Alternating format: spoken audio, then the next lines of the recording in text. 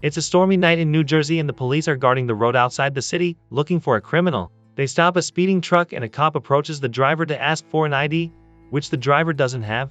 The other cops check the back of the truck and are shocked to find a large group of dogs. Moments later, psychiatrist Evelyn arrives at the police station to evaluate the driver and decide between jail time or a mental institution. When she enters the cell, she finds the driver in a wheelchair and notices a fresh wound. The person turns around and Evelyn learns he's a drag queen named Douglas, who explains the dogs in the truck were his children.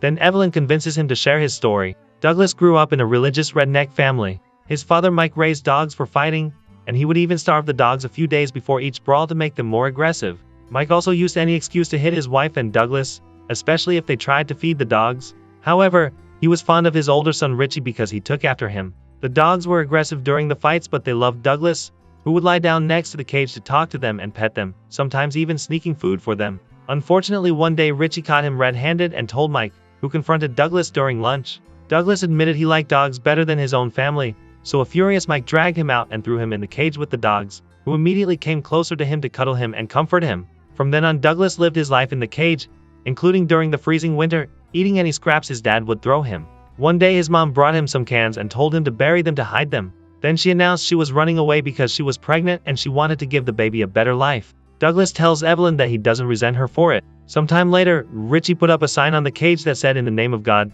saying his mom leaving was Douglas's fault. However, Douglas smiled because he saw the sign backward and God spelled dog. After Evelyn leaves for the day, a flashback reveals what happened before Douglas's arrest. A man named One entered an abandoned college building and found a Doberman guarding the corridor. He asked for the Dogman and a door opened to Douglas's secret quarters, which looked quite nice considering the sorry state of the building. It was One who installed all the cameras a few months ago. Now he gave Douglas a puppy found by Martha, an old lady in charge of the local laundromat who did Douglas's laundry. He explained that a gangster known as the Executioner had been taking money from local businesses every week, but Martha couldn't pay him anymore and she was forced to sell some beloved family belongings. Douglas told him not to worry because he would take care of it. Sometime later, Douglas last dressed up as a widow and waited on the street near the club where gangsters hung out. He sent a small dog inside with a phone in its mouth, and the dog gave the phone to the Executioner right before it rang. The gangster picked up the call as a bigger dog also entered the club and put its mouth on the Executioner's groin, causing him to yell in pain. Douglas told the guy not to move or the dog would make permanent damage.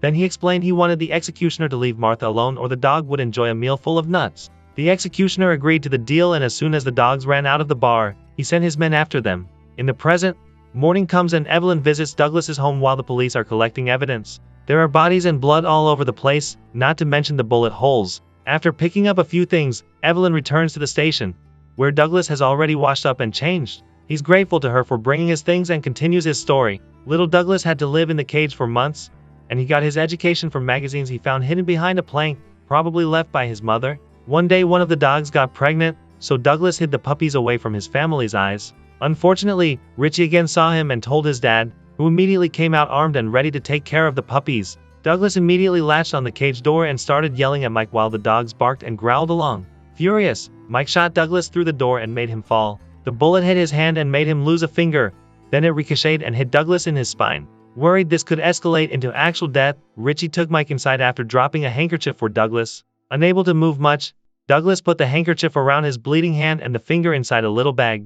Then he reached for a magazine and showed his dog a picture of a police car as he gave it the bag with the finger, telling the dog to leave through the hole left by the shot and find the cops. The dog ran away with the bag in its mouth and crossed the town until it found a police car, on which it sat until the cops paid attention to it. Soon a bunch of officers surrounded Douglas's house and stormed in, finding the poor boy in the cage and Richie clinging to Mike in fear inside. An ambulance quickly took Douglas away, but the doctor didn't remove the bullet. In the present, Douglas explains to Evelyn that with the leg braces, he can walk a little bit, just enough to do things like getting into bed. He can also stand, but only for a few seconds. The doctors didn't remove the bullet because if they move things around that area they may leave him completely paraplegic, which is also a risk every time Douglas stands up. Mike was given a sentence of 20 years, but he self-deleted after 2 weeks. Richie was given 12 years and was released after 8 for good behavior. On the day that he came out, a few dogs were waiting for him outside the prison and started to follow him. As Richie walked through town, more and more dogs joined the first ones until Richie finally noticed them. He tried to escape through an alley, but the dogs jumped on him and mauled him to death. After he was released from the hospital, Douglas was sent to an orphanage, but he was unable to make friends. The other kids were always playing outside, so he stayed in his wheelchair in the library and read a lot. The only person who befriended him was Selma, Douglas's first and only love. She was a young woman who helped around the orphanage and loved Shakespeare. Since she heard Douglas liked to read too, she introduced him to all her favorite books and even convinced him to do small plays for the other kids. Most of their props were cheap or handmade, but they put lots of heart and passion into their acting, so the other children loved it. Douglas had lots of fun dressing up and really enjoyed Selma teaching him how to put on makeup because she said it helped him be whoever he wanted to be. Selma was bright, creative, and had a unique view of the world that made Douglas quickly fall in love with her. Unfortunately, one day she left the orphanage to pursue a career in acting, and through the following years, Douglas would collect every news article he saw about her plays, carefully adding them to his scrapbook.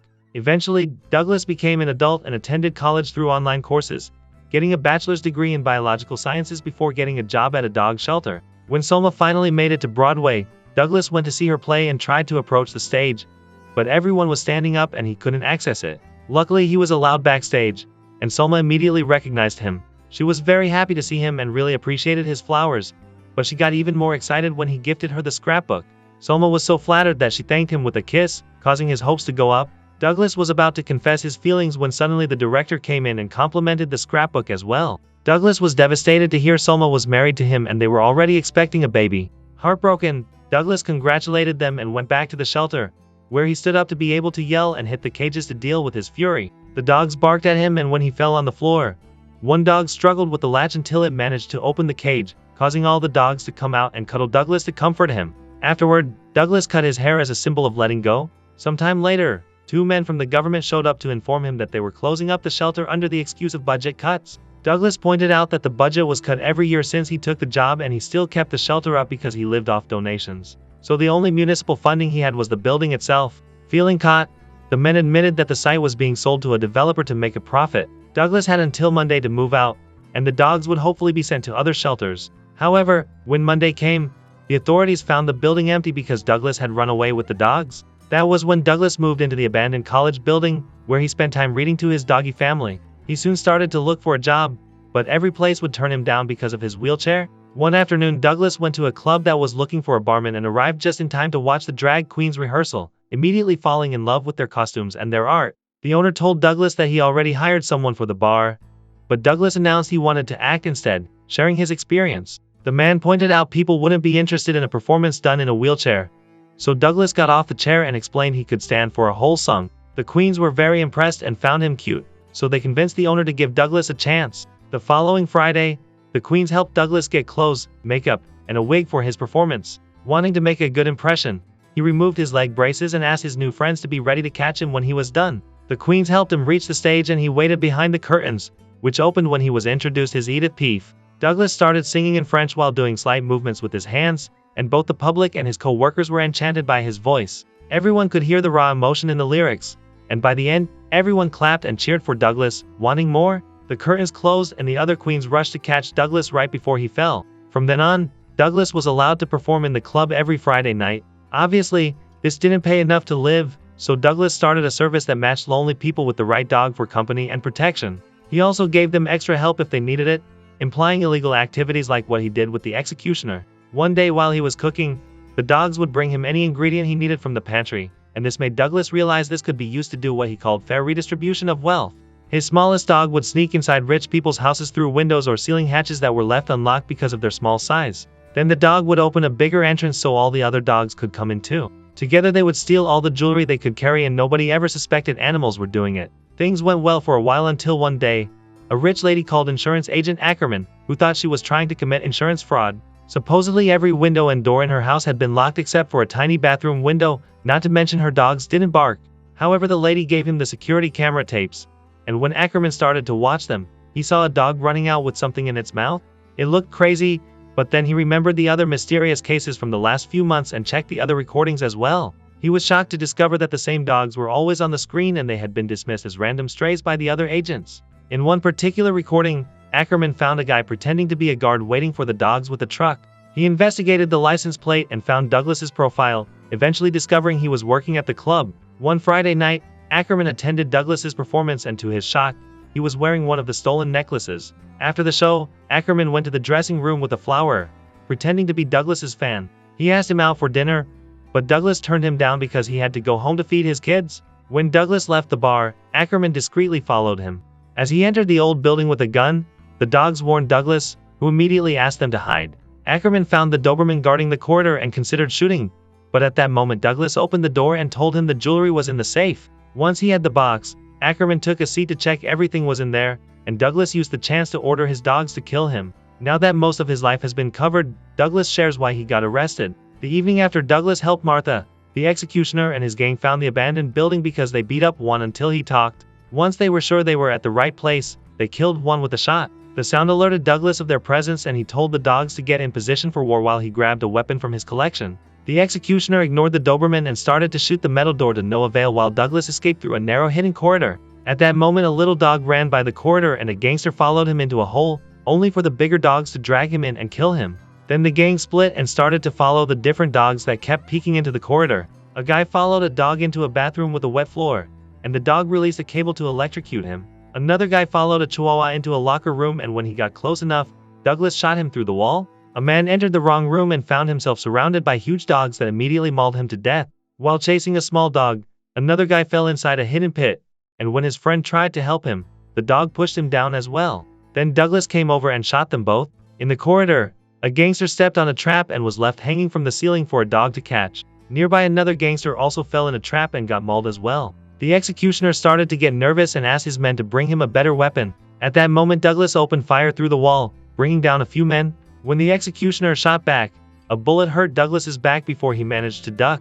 A desperate Douglas dragged his body through the floor and took the narrow corridor to return to his quarters while the executioner used the bigger weapon to finally open the door. He came inside and tried to shoot Douglas only to discover he ran out of bullets, and the dogs used the chance to kill him too. Afterward, Douglas and his dogs escaped in a truck and that was when the police caught them. While Douglas waited in the police car, he gave the dogs a sign and they immediately ran away. In the present, Evelyn tells Douglas she's heard enough and leaves. Then Douglas smokes near the window and smiles when he hears a dog howl. It turns out his dog has been waiting outside, and at the sound of the howl, all the other dogs come to the area too. While Douglas dresses up nicely with the things Evelyn brought him, the dogs enter the station and scare the front guard into passing out. Then a very slim dog steals the keys and crosses the bars to drop the keys by Douglas's door. Afterward, Douglas escapes and leaves his chair behind, determined to walk to the church across the street. He asks God to pass his judgment and then he falls on the ground as he takes his last breath. Soon all his dogs surround him and every dog in town also comes to say goodbye. Meanwhile, the Doberman goes to Evelyn's house to protect her from her violent ex-husband. Make sure to subscribe and turn on notifications so you can watch more videos like this. Thanks for watching.